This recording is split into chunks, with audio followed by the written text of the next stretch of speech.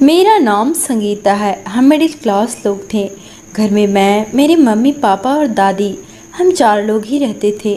हमारा बहुत छोटा सा परिवार था। मेरे पापा एक फैक्ट्री में नौकरी करते थे। मेरी मम्मी पापा एक दूसरे से बहुत झगड़ते थे। मेरे पापा की शादी मेरी दादी ने अपनी पसंद की लड़की से करवाई थी। मेरे पापा किसी और से शादी करना चाहते थे, लेकिन दादी ने अपनी पसंद की लड़की से मेरे पापा की शादी करवा दी। पापा ने दादी के जिद के आगे मेरी माँ से शादी कर ली। माँ पापा की शादीशुदा ज़िंदगी कभी खुशहाल नहीं गुजरा। उन लोगों में हमेशा लड़ाई झगड़ा होता रहता था। पापा भी माँ पर हाथ उठा देते थे। माँ भी तंग आ चुकी थी।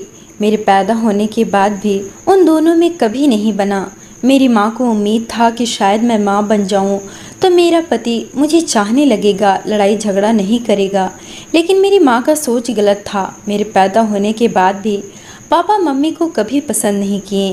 पापा ड्रिंक करके चले आते थे और माँ से मारपीट करने लगते थे। माँ भी पूरी तरह से तंग आ चुकी थी। वह भी इस घर को छोड़कर जाना चाहती थी, पापा को छोड़कर जाना चाहती थी। लेकिन दादी की वजह से मेरी माँ पापा की शादी को 8 साल हो गए और अब ऐसा वक्त आ गया था कि मेरे मम्मी पापा एक दूसरे की शक्ल भी देखना नहीं चाहते थे। माँ पापा की लड़ाई झगड़े से दादी भी तंग आ चुकी थी। वह भी गहरी सोच में डूबी रहती थी। एक दिन दादी भी हम लोगों को छोड़कर चली गई। दादी के मरने के बाद पापा ने मेरी माँ को तलाक दे दिया।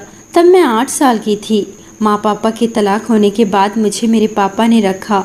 मेरी माँ भी मुझे छोड़कर चली गई और उसने पीछे मुड़कर मुझे कभी नहीं देखा। कभी कभी तो मैं यह सोचती हूँ कि मेरी माँ मुझसे प्यार ही नहीं करती थी। वह मुझसे कभी मिलने नहीं आई। खैर, माँ के जाने के बाद पापा ने दूसरी शादी कर ली। जब पापा दूसरी शादी करके घर आए तो उन्होंने मुझे अपनी दूसरी पत्नी से मिलवाया। मैं उन्हें देखकर खुश हो गई। मुझे कोई ऐतराज़ नहीं था। मैं बहुत छोटी सी थी। मुझे इन सब से कोई मतलब नहीं था। पापा दूसरी शादी करके बहुत खुश थे। मेरी दूसरी माँ ने अपने साथ अपना एक भाई को भी लाया था जिसका नाम अखिल था। माँ के जाने के बाद मैं दादी के कमरे में सोती थी। मैं अपनी माँ को बहुत याद करती थी। खैर, धीरे धीरे वक्त इसी तरह गुजरता गया। मेरे पापा मेरी सौतेली माँ के साथ बहुत खुश थे। मेरी सौतेली माँ मुझे ज़रा भी प्यार नहीं करती थी। वह मुझसे घर के सारे काम करवाती थी, ठीक से खाने के लिए भी नहीं देती थी। घर का सारा काम करके मैं थक कर चूर हो जाती थी और जब मैं खाने के लिए बैठती तो अखिल भी मुझे बहुत परेशान करता था। वह मेरी खाने की प्लेट लेकर भाग जाता था। कभी कभी मैं भूखे पेट ही सो जाया करती थी। खैर, दिन इसी तरह गुजरता गया और मैं 18 साल की हो गई। मैंने 10वीं तक पढ़ाई करके छोड़ दिया था। मैं सरकारी स्कूल में पढ़ने के लिए जाती थी। घर के पास में ही एक सरकारी स्कूल था जहाँ से मैंने 10वीं क्लास तक अपनी पढ़ाई पूरी की। मेरी सौतेली माँ मुझे आगे पढ़ने नहीं दी। वह कहने लगी, जितना पढ़ना था उतना पढ़ लिया, अब कोई ज़रूरत नहीं है तुम्हें पढ़ाई करने की। घर का सारा काम करोगी और घर में रहोगी। मैं स्कूल जाती थी तो घर के काम उनको करने पड़ते थे। मैं दिन भर स्कूल में रहती थी, इसलिए उन्हें बिल्कुल भी पसंद नहीं था। वह पापा से मेरे लिए बहुत ही गलत गलत बातें कहती थी। वह पापा को मेरे खिलाफ भड़काती भी थी। पापा भी उनकी बातों में आ जाया करते थे और मुझ पर हाथ उठा दिया करते थे। पापा ने भी मुझे मना कर दिया आगे पढ़ने के लिए। इसी तरह मेरी पढ़ाई 10वीं तक ही हो पाई। अब मैं घर पर ही रहने लगी थी। एक दिन मेरे साथ कुछ ऐसा हुआ जिससे मेरी रूह कांप उठी। मैंने रात का खाना बनाया। मम्मी पापा और अखिल सब ने मिलकर खाना खाया।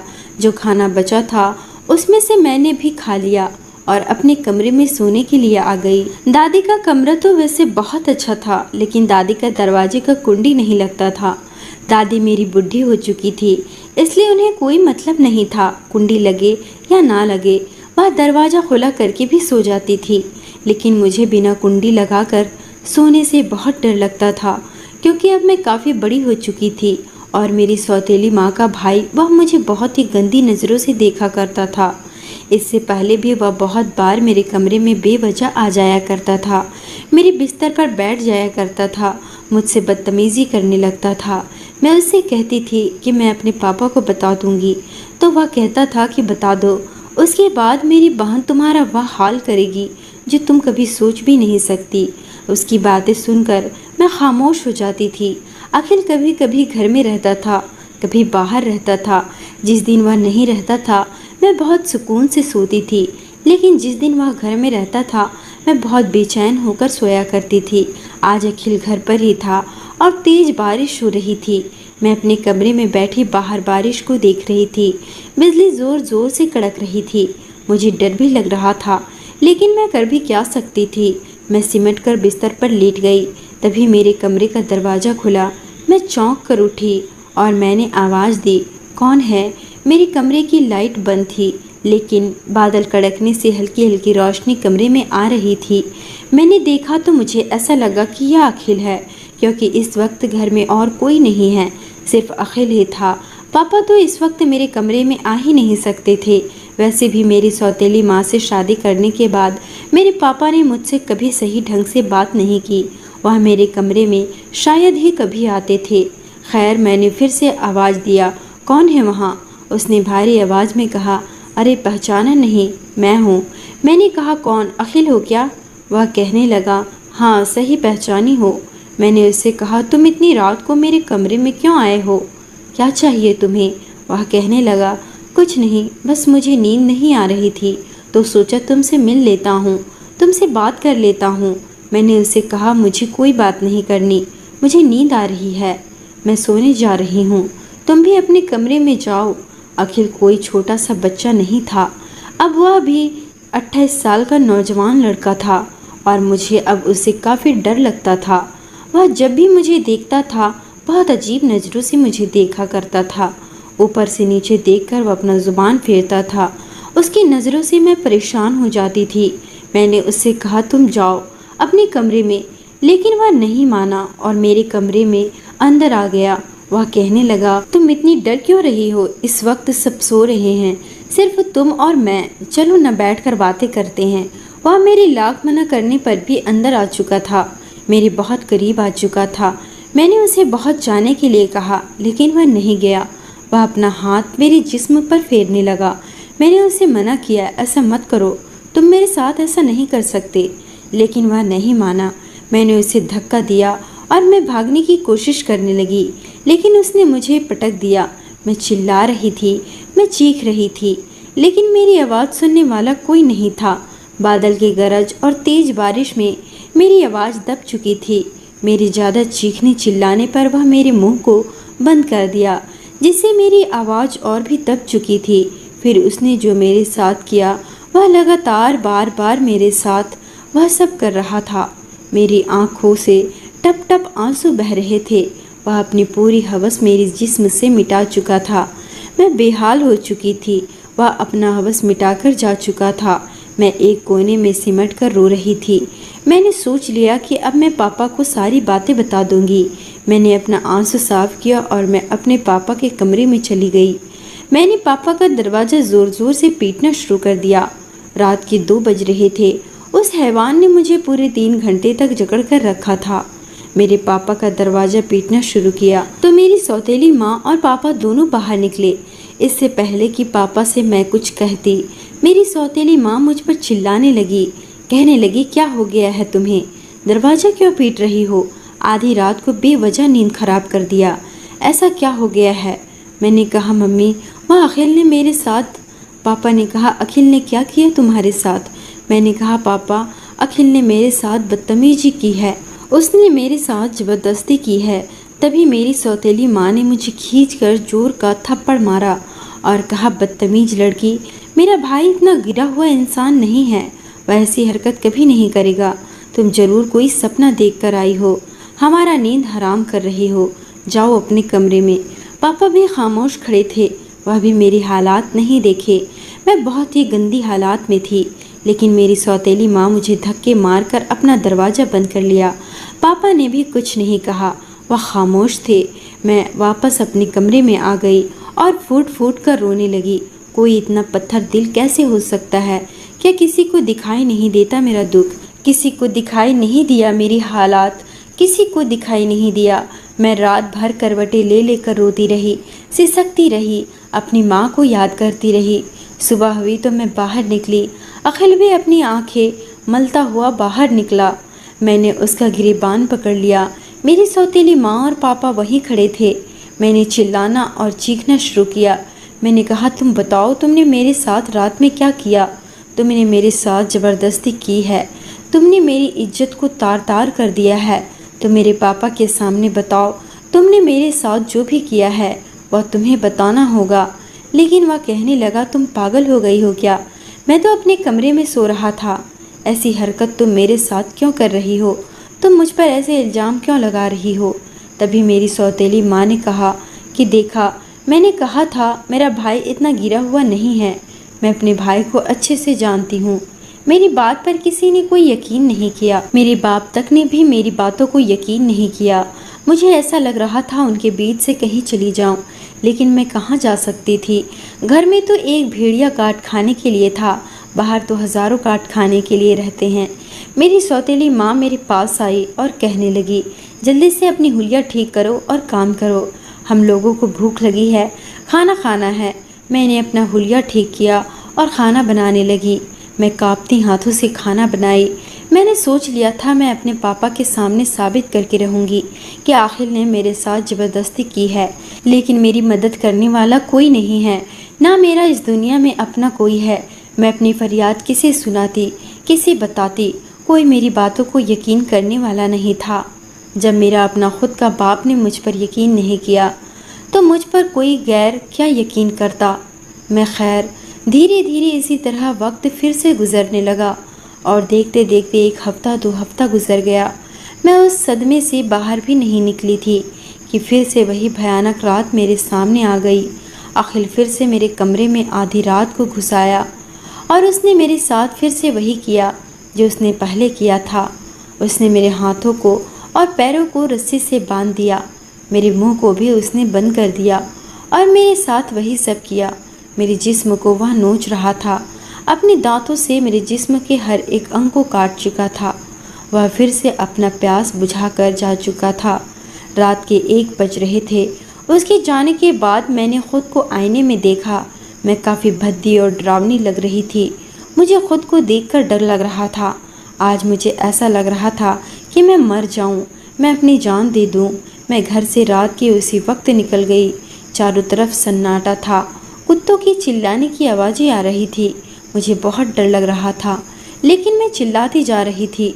इस सुनसान रास्ते पर मैंने देखा तो बहुत ही तेज़ी से एक कार मेरी तरफ चलती आ रही थी, जिसे देखते ही मैंने सोच लिया था कि मैं अपनी जान दे दूंगी, और मैंने ऐसा ही किया। मैं उस गाड़ी के सामने कूद गई, लेकिन मेरी किस्मत बहुत ही ख़राब थी। जब मुझे होश आया तो मैंने खुद को अस्पताल में देखा। मेरे सर पर पट्टी बंधी हुई थी। मेरी हालात बहुत ख़राब थी। मैं खुद से उठकर बैठ भी नहीं सकती थी। मैंने अपनी नज़र इधर उधर दौड़ाई तो मेरे सामने कोई नहीं था। एक नर्स थी जिसे मैंने आवाज़ दिया। मैंने उनसे कहा, नर्स, मैं यहाँ कैसे आई हूँ? मुझे किसने यहाँ पर लाया? उसने कहा, आपको किसी राजवीर खुराना ने लाया है। उन्होंने ही आपके यहाँ पर एडमिट किया है। आप बहुत ही बुरी हालात में थे। मैंने उससे कहा, मुझे जाना है, आप मुझे यहाँ से जाने दें। लेकिन वह कहने लगी, आप ऐसी हालात में नहीं हैं, आप यहाँ से नहीं जा सकती हैं। जब तक आपका इलाज सही से नहीं हो जाता, आप पूरी तरह से ठीक नहीं हो जाती, आप यहाँ से कहीं नहीं जा सकती हो। मैंने कहा, नहीं, मुझे जाने दो, मैं यहाँ नहीं रहना चाहती, मुझे यहाँ से जाने दो। मैं चीखने चिल्लाने लगी। अखिल का चेहरा मेरी आंखों के सामने आ रहा था। तभी सिस्टर ने मुझे एक इंजेक्शन लगा दिया। उस इंजेक्शन से मैं नींद में चली गई। जब मेरी नींद खुली तो सामने बहुत ही खूबसूरत नौजवान मर्द, जब उसने मुझे जागते हुए देखा तो वह मेरा हाल चाल पूछने लगा। उसने कहा, कैसी हैं आप और आपका क्या नाम है?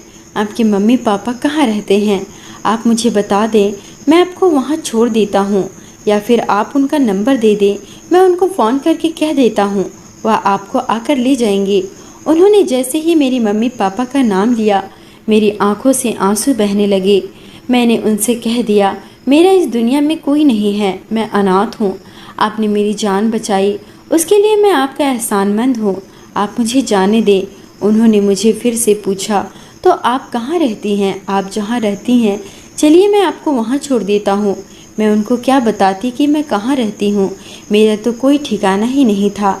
एक घर था जो मेरा होकर भी मेरा नहीं था, उसे मैं छोड़कर आ चुकी थी और मैं दोबारा उस गड्ढे में नहीं जा सकती थी जहाँ पर मेरा कोई नहीं था। मैं खामोश हो गई, मैं गहरी सोच में चली गई। मेरी दिमाग मेरे बस में नहीं था। मैं पागलों की जैसी हरकत करने लगी। मैंने उस नौजवान आदमी के गले से लिपट गई और चीखने लगी। मैंने उससे कहा, मुझे बचा लो, वह मेरे साथ फिर से गलत काम करेगा। मैं वह सब नहीं करना चाहती। इतना कहकर मैं फिर से बेहोश हो चुकी थी। जब मुझे होश आया तो मैंने खुद को एक बहुत ही खूबसूरत कमरे में पाया। वह कमरा बहुत ही खूबसूरत था। मैं बहुत ही सुंदर बिस्तर पर सोई हुई थी। मेरी नज़रें कमरे की चारों तरफ घूम रही थी। मैं उठकर खड़ी होना चाहती थी, लेकिन मुझ में इतनी ताकत नहीं थी कि मैं उठ सकूं। लेकिन फिर भी मैं किसी तरह से हिम्मत जुटाकर बेड से उठकर खड़ी हुई। मैं जैसे ही बेड से नीचे उतरी, मैं ज़मीन पर गिर गई। तभी एक औरत मेरे पास आई। उसने मुझे ज़मीन से उठाया और फिर से बेड पर बिठा दिया। वह मुझसे बहुत अच्छी तरीके से पूछने लगी, बेटी तुम्हें चोट तो नहीं लगी? तुम्हें किसी चीज़ की ज़रूरत है तो मुझे बताओ, तुम्हें क्या चाहिए? वह औरत इतने अच्छे से बात कर रही थी कि मेरी आंखें भर आई। मैंने उनसे कहा, माँ जी, मैं यहाँ पर कैसे आई हूँ? वह कहने लगी, बेटी तुम्हें राजवीर ने यहाँ लाया है। तुम बहुत ही बुरी हालात में थी और तुम्हें अकेला नहीं छोड़ सकता था, इसलिए उसने तुम्हें अपने साथ घर ले आया। मैंने जब उनसे कहा, माँ जी अब आप मुझे जाने दें, मैं ठीक हूँ। लेकिन वह औरत कहने लगी, बेटी तुम तो सही से चल भी नहीं पा रही हो, तो फिर तुम ठीक कैसे हो? मुझे राजवीर ने सारी बातें बता दी है। तुम आधी रात को सड़क पर थी, राजवीर की गाड़ी के सामने आ गई थी। तुम्हारी यह हालात राजवीर की वजह से हुई है, तो राजवीर तुम्हें अकेला कैसे छोड़ सकता था? राजवीर की गाड़ी ने तुम्हें टक्कर मार दी थी। मेरा बेटा दिल का बहुत अच्छा है, वह अक्सर काम के सिलसिले में बाहर जाया करता है। वह बाहर ही गया था और अपना घर वापस आ रहा था। तभी रास्ते में तुम उसकी गाड़ी के सामने आ गई। तुम बहुत जख्मी हो गई थी। वह तुम्हें हॉस्पिटल उठाकर ले गया और उसने मुझे बताया है कि तुम अनाथ हो, तो तुम कहाँ जाओगी और तुम्हारी ऐसी हालात नहीं हैं कि तुम अकेली कहीं जा सको। मेरी कोई बेटी नहीं है, और अगर मेरी बेटी होती तो तुम्हारी जैसी ही होती। तुम जब तक चाहो यहाँ रह सकती हो, हमें कोई ऐतराज़ नहीं। तुम्हारी तबीयत पूरी तरह से ठीक हो जाएगी तो बेशक तुम चली जाना, हमें कोई दिक्कत नहीं होगी। लेकिन ऐसी हालात में हम तुम्हें कहीं नहीं जाने देंगे। वह औरत मुझे इतना कहकर बेड पर लिटाकर चली गई और मेरे लिए बहुत सारी खाने की चीज़ें लेकर आई। उन्होंने मुझे अपने हाथों से खिलाया। उनका प्यार देखकर मेरी आंखें भर आई थी। मैं उनसे लिपट कर फूट फूट कर रोने लगी और उनके गोद में सर रखकर मैं लेट गई। मैंने कहा, माँ जी क्या मैं आपको माँ कह सकती हूँ?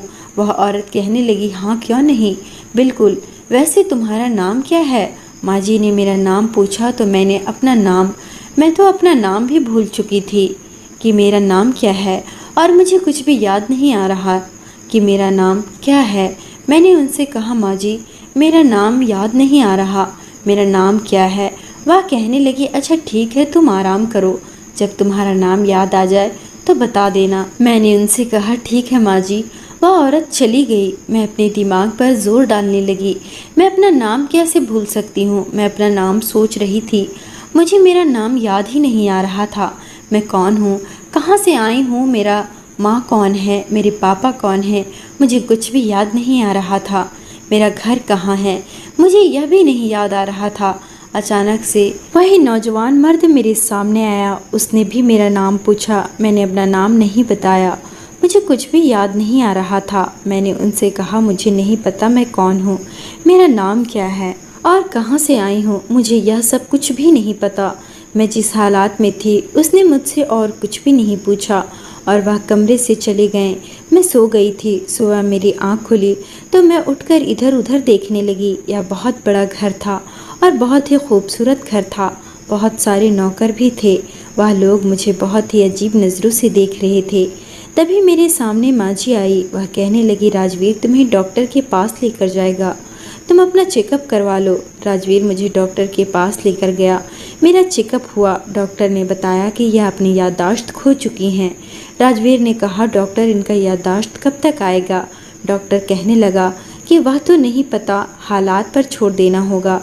उनकी याददाश्त अपने आप भी आ सकती है या उनकी याददाश्त कभी वापस ही ना आए। डॉक्टर का इतना कहना था कि मैं उठकर बाहर आ गई और मैं बहुत ज़्यादा परेशान हो गई।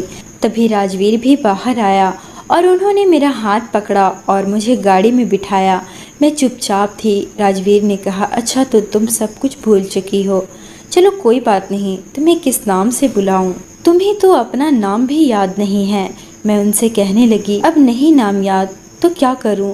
फिर उन्होंने मुझे जो नाम दिया उसे सुनकर मेरे चेहरे पर मुस्कुराहट आ चुकी थी। उन्होंने कहा, मैं तुम्हें रूहानी कहकर पुकारूंगा। मैं मुस्कुराने लगी। मैं उनसे पूछने लगी, रूहानी का क्या मतलब होता है? वह कहने लगे, अब इसका मतलब छोड़ दो, तुम्हें नाम अच्छा नहीं लगा तो बोल दो। मैंने कहा, नहीं नहीं ठीक है, आपकी जो मर्जी, आप मुझे कह सकते हो। उन्होंने मुझे कहा, तो फिर चलो हम शॉपिंग करते हैं, आपको जो चाहिए आप वह ले लेना। अपने लिए वह मुझे बहुत बड़े कपड़े की दुकान पर ले गए। मैंने अपने लिए बहुत सारे कपड़े लिए, मैंने शॉपिंग की और हम दोनों घर आ गए। मैंने माँ जी को अपनी सारी चीज़ें दिखाई। माँ जी भी बहुत खुश थी। राजू नाम का एक नौकर था, वह मेरे सामान को मेरे कमरे में रख दिया। हम लोग बातें कर रहे थे, तभी मुझे याद आया कि मैं तो बहुत अच्छा खाना बनाती हूँ। मैंने माँ जी से कहा, मैं आप लोगों के लिए खाना बनाती हूँ। माँ, आप लोगों को पता है मैं बहुत अच्छा खाना बनाती हूँ। तभी माँ जी हैरान हो गई। वह कहने लगी, अरे तुम सच में खाना अच्छी बनाती हो। ठीक है चलो, आज तुम अपने हाथों से खाना बनाकर हमें खिलाओ। मैं खुशी खुशी से किचन में गई। राजू वह मेरी मदद करने के लिए था। जो भी चीज़ इधर उधर रखी हुई थी, मैं जो चीज़ मांगती गई वह मुझे देता गया। मैंने राजवीर और माँ के लिए खाना बनाया और हमने मिलकर खाना खाया। धीरे धीरे वक्त इसी तरह गुजरता गया और 6 महीना गुजर गया। इस बीच मुझे मेरा गुजरा हुआ कुछ भी याद नहीं आया, ना ही मेरे माँ बाप, ना ही मेरा नाम, ना ही मेरा पता।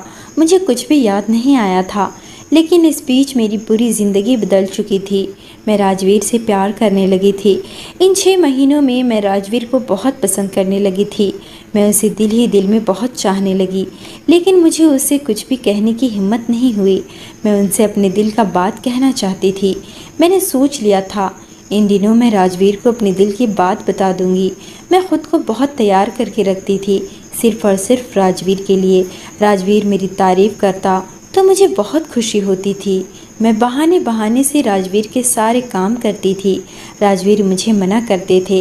वह कहता था, रूहानी घर में बहुत सारे नौकर हैं, आपको यह सब करने की ज़रूरत नहीं है। लेकिन मैं कहती, मुझे काम करना अच्छा लगता है, आप मुझे मत रोकें। वैसे भी मैं दिन भर खाली रहती हूँ, कुछ कुछ करती हूँ तो मेरा मन लगा रहता है।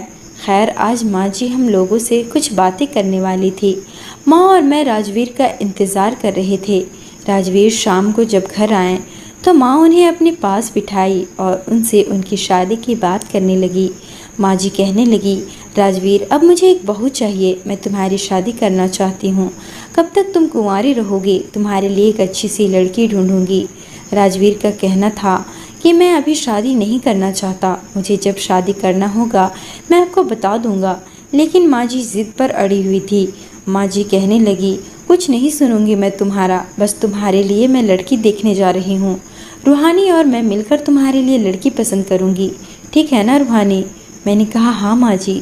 मैं तो उनकी ऐसी बातें सुनकर परेशान हो चुकी थी, क्योंकि मैं राजवीर से बहुत प्यार करती थी और मैं उसे किसी और के होते हुए कैसे देख सकती थी। एक दिन राजवीर मेरे पास आया और कहने लगा, रूहानी चलो हम लोग घूमने चलते हैं कहीं, क्या ख्याल है आपका? आज मेरा ऑफिस से छुट्टी है। उसने जब मुझसे पूछा तो मैं खुश हो गई थी। मैंने तुरंत हाँ कह दिया और हम दोनों घूमने के लिए चले गए। हम दोनों बिल्कुल अकेले थे और मुझे इससे अच्छा मौका नहीं मिलता। मैंने राजवीर से कहा कि राजवीर मैं आपसे कुछ कहना चाहती हूँ। उन्होंने कहा, क्या बोलो?